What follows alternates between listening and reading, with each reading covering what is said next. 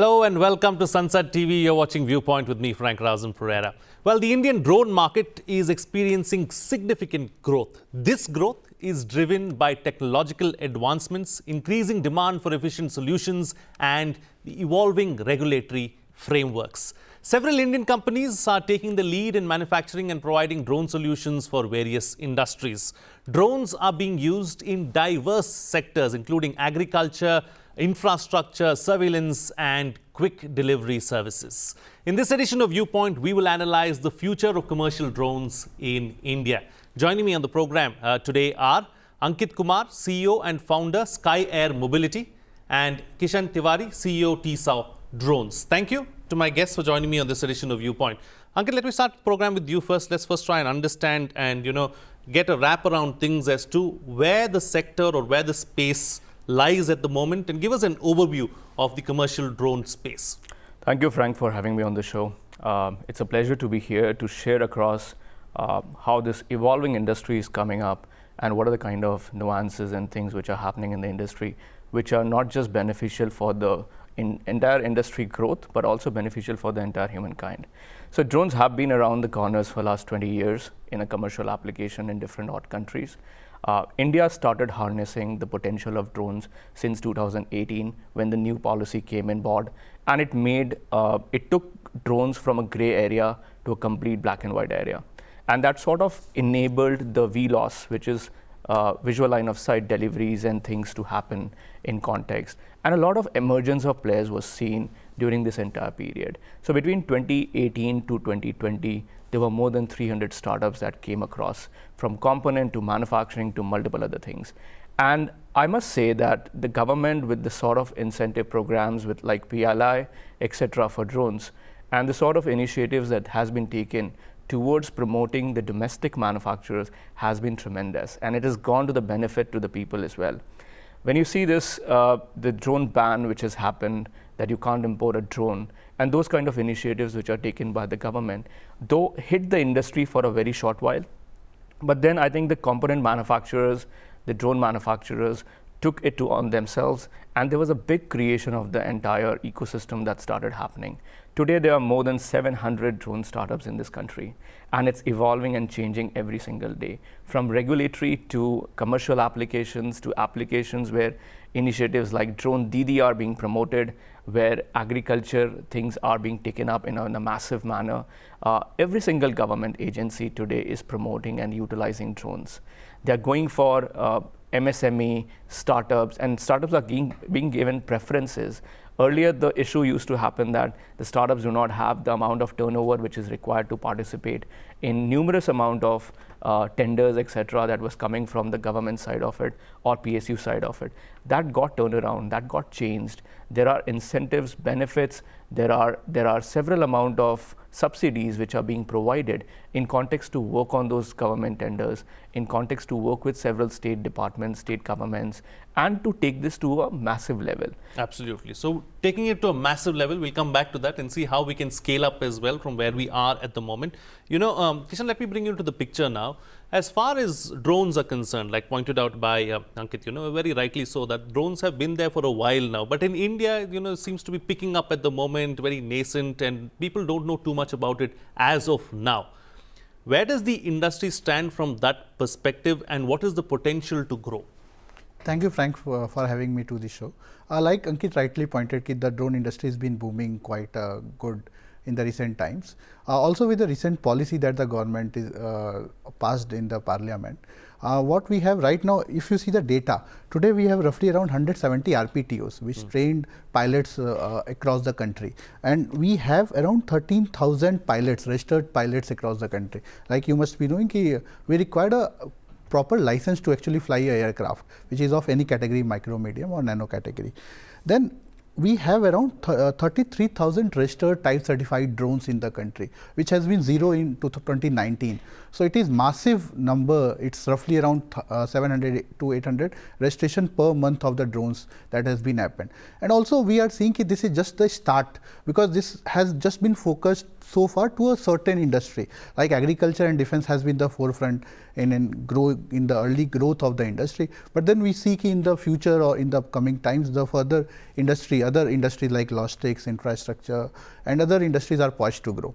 So that is my take on. Absolutely. All right. So it started off with agriculture and defense, but now, of course, the spectrum has widened and the possibilities are limitless.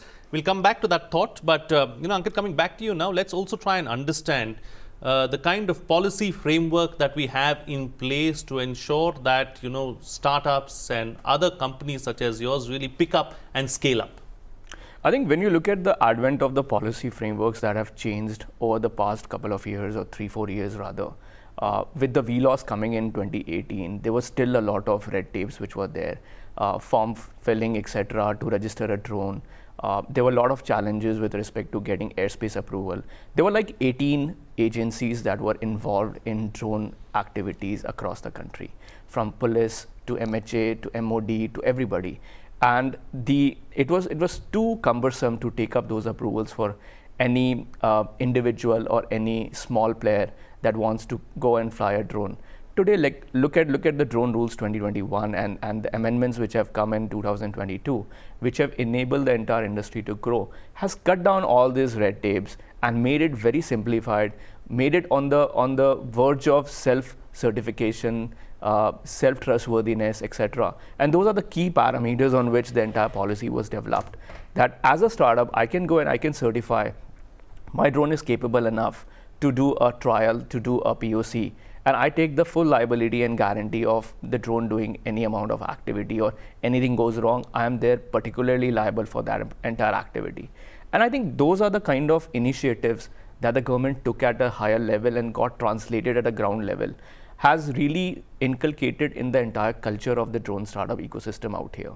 And that has promoted a lot of things out here. So from agriculture to inspection and surveillance, to delivery, to healthcare deliveries, to e-commerce deliveries, to multiple other application segments, drone have proven to be a very reliable, a very definite solution to ensure that there is cost effectiveness in the operations, what is being done. There is higher yield in productivity in agriculture, which has really come out very, very well.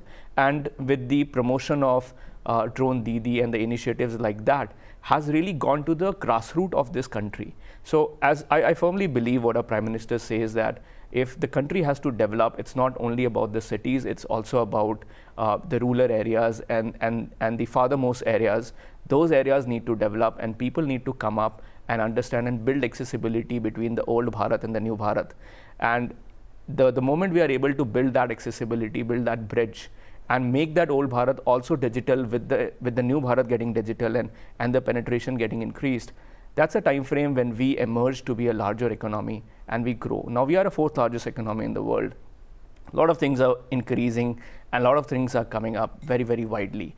And as these applications are increasing, as the startup ecosystem in the drone segment is taking shape in a very, very defined manner, all these things are going to happen in the eventual time frame to come, right? The regulation has made things easy. As Kishan was talking about the pilot ecosystem and how that has grown and how that has come up so well, we see that about 1 million pilots are going to be there by 2027. So there's a good amount of demand which is there in the market, which is there in the application segments where drones are currently being utilized for. That's an interesting point, 1 million drone operators. I'm going to come back to you because there's a little bit of a scare as well as to what's going to happen to jobs with technology or with the advent of technology. We'll just speak about that. Anything that you would like to say about that one, first and foremost, Kishan, and we'll get into operationalization as well.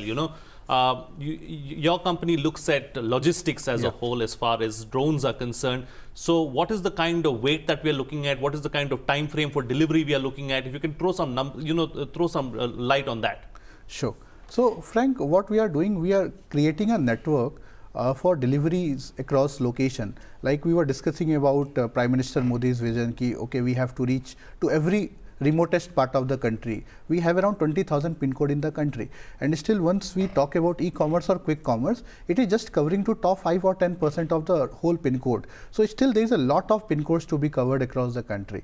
Also, if you see the data on the 4G penetration in the country, there is a lot of 4G or like the demand coming from the remotest part, tier 2, tier 3 location are quite high. And so what we feel ki as a drone logistics infrastructure company, we have to connect these locations to the main warehouses or to the main location to deliver goods to these locations within few hours or few very limited time. So that has been just to understand this a little better. When you say a few hours, does the drone fly time? How far can a drone go? How much weight can it carry? How accessible will it be to to the rest of the country as well? Yeah, sure. So Frank, see, like the policy is just emerging up. It has come up good in 2021 thanks to our Ministry of Civil Aviation. What we feel ki still there are certain part of the regulation that has to come, like the BV loss policy, the beyond visual line of policy is still yet to come. But from the logistics point of view, we started small, like because it is all you will be liable for whatever happens. But still, as a company, what we do, we take care of the insurance part ourselves for any operation as a part of trial that we do. So we started from 500 grams, 2 kgs, 8 kgs. Right now, even we have 20 and 50 kgs capability. We are building so 100 and 200 kgs. Okay. Yeah. At the moment, there is a 50 kgs capability. Yeah. But what we feel ki for the last mile connectivity, even 5 kg payload is enough, because 87% of roughly the shipment across the country is under 3 to 5 kgs, and that has been the target for the drone logistics companies like us that we have been focusing on. Yeah. Absolutely. So far in this industry, I would like to add, Frank, ki government has been the key customer over. So government has been doing good in this job. Ki ICMR, AIMS, and across country, there is a lot of orders that the government is even creating, and then it is actually asking companies like us ki you can build upon it the whole infrastructure on how you can connect the locations or whatever you are doing. So the government is providing for the ecosystem at the moment and trying to be the biggest customer really for the drone companies so that they can flourish. Yeah. Okay, Ankit, a little more into what is it that we are looking at as far as logistics delivery, what can be done, what can't be done, and also the previous question that I wanted to ask you about job losses as a result of technology coming to the fore. There's a huge concern as far as that is concerned, but is that concern valid? Let me address one by one both the items which you have spoken about. When you look at the logistics today, it's the backbone of the country, right? And as we are going and growing in the economy side of things, and as GDP is growing and things are working across that we will hit a $10 trillion market or $20 trillion market, and the anticipation and things towards the Viksit Bharat 2047 as the plan is there. I think logistics is the core pillar of driving and doing multitude of these activities. Now, when you look at logistics today, and I'm talking about the hardcore truth of it, the adoption of the drone is largely dependent on the cost effectiveness that it provides. Absolutely, yes. Right, and the efficiency it provides. Efficiency is a direct derivative of the speed at which the drone is going and making such deliveries. So you're talking about a creation of the entire network, entire ecosystem, which doesn't exist. So when you go and create that entire ecosystem, which is going to just enable e-commerce and quick commerce and food delivery in the future, etc., to happen, it requires tremendous amount of capital. That capital is a patient capital, which needs to come into the drone ecosystem. There are a handful of drone companies which are funded today. So the capital is available with that handful of drone delivery companies or drone companies, which essentially are taking it up and building that entire network. Now, had this been done in the US, what is being done in India, it would have been appreciated 100 times of what it is being appreciated out here.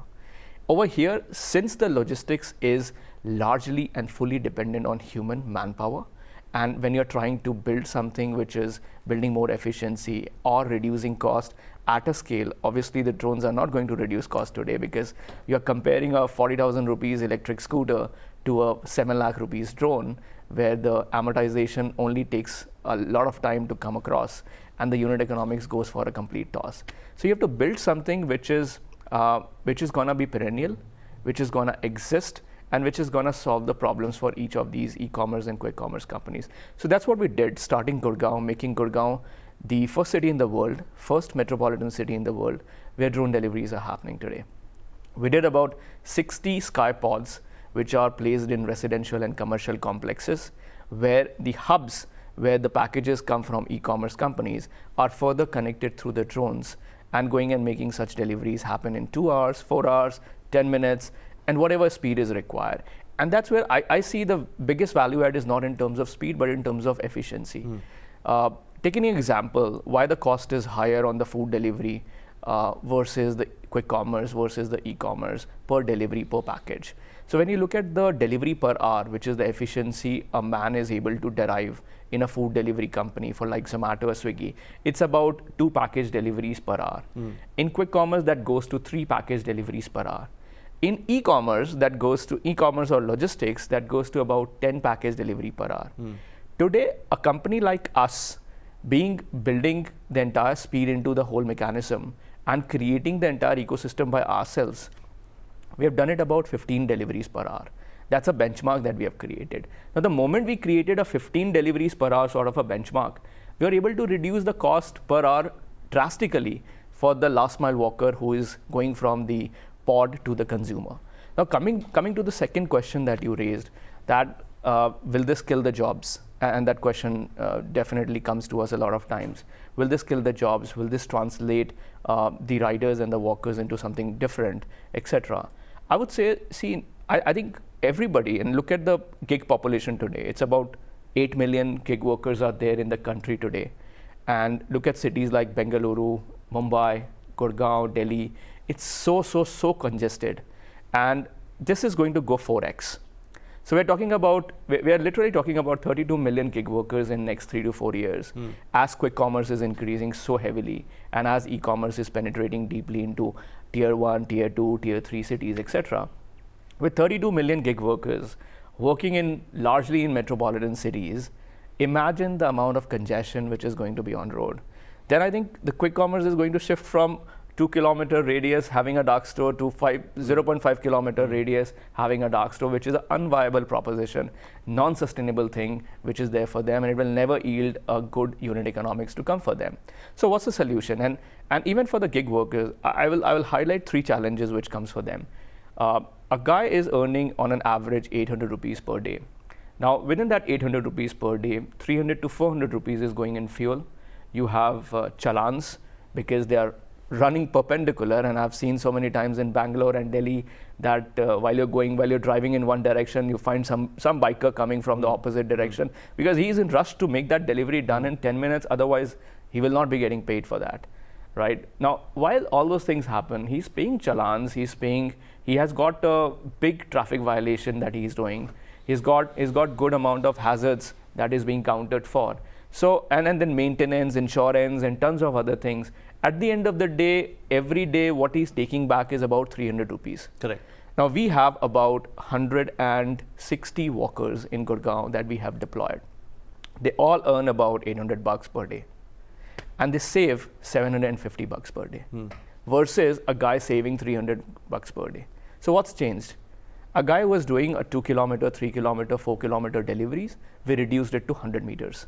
The rest of the delivery is being done by the drones. And that's changing in this country, and that's defining. So we did it in Gurgaon.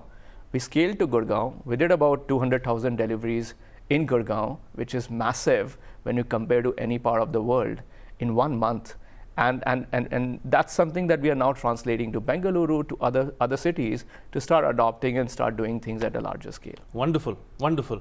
So the assurance is that jobs will not go. In fact, there will be new kinds of jobs that are going to be created, and it's going to help everyone. More easy, more peaceful, much better in context. Got it. Okay, Kishan, let me shift focus and talk about another aspect now. We've spoken about all the good things really as far as drones are concerned, where we are headed, what's the status of the sector at the moment. What are the biggest challenges, do you think, as far as commercial drones are concerned? I think the biggest challenge in the industry being the one is VC funding in the industry. The second being the regulatory hurdle. Still, there is a bit of a regulatory hurdle. Let me come one by one to this. So the first, VC funding. So far till date, there is just roughly around $14 million invested across 126 companies in country. Against, there are big investments happening across Europe and USA in the markets, Western markets, that has been happening. So I think that is one of the biggest challenges so far. Even we have been working with federation in the industry, and even what we propose, if government can come up with patient capital like we talked about. The government is already working through research funds and something else, but if that value of the amount can be increased, so there is the minimum value, like we as a company, we have been incubated out of IT Delhi. We have received some grants from governments as a part of debt, as a part of equity, but what we feel ki that value of the amount can also be increased. The R&D benefits that as a company, if I am operating out of India, one more thing we have saw ki if we are operating out of Berlin, over there the R&D benefit that we get is quite high. So what we urge government ki if they can be a VC, a good VC, which can deploy a patient capital over time in deep tech companies like us. So I think that is one of the best initiatives that the government can do in building these industry. The second point I was talking is the regulatory policy.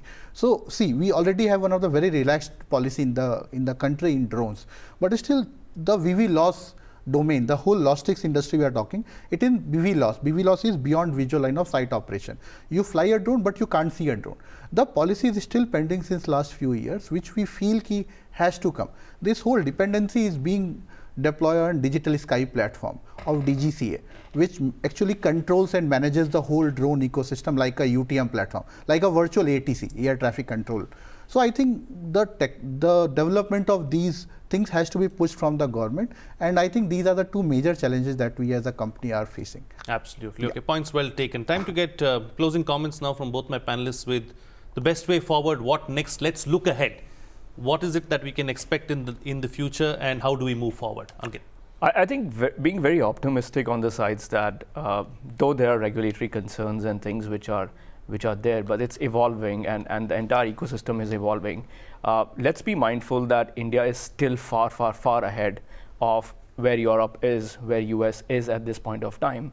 I think the first point is about appreciating the amount of things which is happening in this country, and how things are really translating on a ground level, and grassroots level innovations reaching to the bottommost part of the countries and bottommost part of the people on how they are being impacted and how they are being done. The second piece is the technology piece of it, that it has to evolve, it has to change, it has to go more aggressively into the aspects of getting inculcated in cities like Gurgaon, Delhi, the capital taking the farmost approach, the capital being the first part of it, driving and doing things in a larger manner. There are certain things which are still pending, making UTMs mandatory. Today, the UTMs are not mandatory, and given the sort of things that we have seen, it poses a big security risk. So when UTMs are made mandatory, the government, or for that matter, if I'm flying a drone, I don't know somebody else flying the drone in the similar airspace. There's a chance of collision, and it's highly dependent on the system. If the system is able to capture that collision or capture that unidentified object flying in the airspace or not. But I think from a government standpoint, from a regulatory standpoint, bringing those elements together and having a unified dashboard onto tracking each and everything which is flying in the airspace and going through a singular channel is what is needed right now, which will enable aerial taxi and multiple other things to happen. We have been talking about aerial taxi. Let me just touch upon that. We aim to have aerial taxis in the country by 2027, but there is a big runway to do that. Right? There are companies around the world. Look at Volocopter, who has been doing test flights since last 10 years. We're talking about in 2 years, humans are going to fly in the aerial taxis. Now, for that to happen, we have to move at a very fast pace. And there's enough trial evidence, enough data needs to be presented, which can guarantee that the human safety is paramount. That is paramount at the end of the day. Safety comes above everything else. Kishan, and close the show for us with your concluding remarks. Sure. So Frank, see, as a country in India, we have been like way ahead apart from the Western countries in terms of drone technology, the application of drone technology in commercial domain that we see. But still what I feel ki there is a lot of education needed to be done on the grassroots level. So for example, we have been operating in a eastern state in the country. I will not name the state. So once we were landing at a location, people were so unknown ki boss, what is this? So they thought some part of a helicopter or some equipment has crashed in their village. So I think that is one mindset has to be changed. The second, I think on the regulatory side, like Ankit also mentioned, we are targeting flying air taxis across country by 27, but still there's a lot of runway to do that. Okay, we need to be first focusing on the basics, like the UTM system has to be in place, the drone insurance has to be in place, and everything else has to fall in line before that actually happens. So I think on this note, and the finally conclusion, the government has to come forward. They have to invest in the industry, be very patient, like a patient good VC, and what I feel that will propel the industry further forward. You know, one aspect that I want to very quickly touch upon, Ankit, before we wind up, because that's something that we haven't spoken about. Procurement of the drones itself, you know, what's the status of procurement of drones? Is it happening? Are they being manufactured, you know, locally? Is it coming from abroad? What is the status really? See, the components still come from abroad to a larger extent. The mechanical components, which is the frame, etc., they're still being manufactured in India. So things have translated. I believe it's 40% is where indigenized components are developed and being developed, from propellers to certain bit of things. There are developments on motors and other things, but I believe it's still, any new product which is coming into the market needs to set its reliability. And versus a product which has already been there for, like, let's say last 10 years and has proven the reliability. The flight controller, motors, etc. will take its own sweet time to sort of build up evidence-based reliability. So 40% of the components are indigenous, and yes. 60. Yes. Okay, great, fantastic. We'll have to leave it at that. Thank you to both my guests, Ankit and Kishan, for joining me on the program and putting things into perspective for us. What's coming out of this discussion is that commercial drone sector is in a good place really, and it's only set to grow further and further in the years to come. Cities are growing, so they're going to get far more crowded, and this is where quick delivery through drones is going to be essential. And the other focus of really commercial drones is to ensure that everyone across the country is connected and no one is left behind. One thing to keep in mind, though, is going to be the cost effectiveness of everything, and that needs to be watched for. That's it in this edition of Viewpoint. This is Frank RAUSAN Pereira signing off.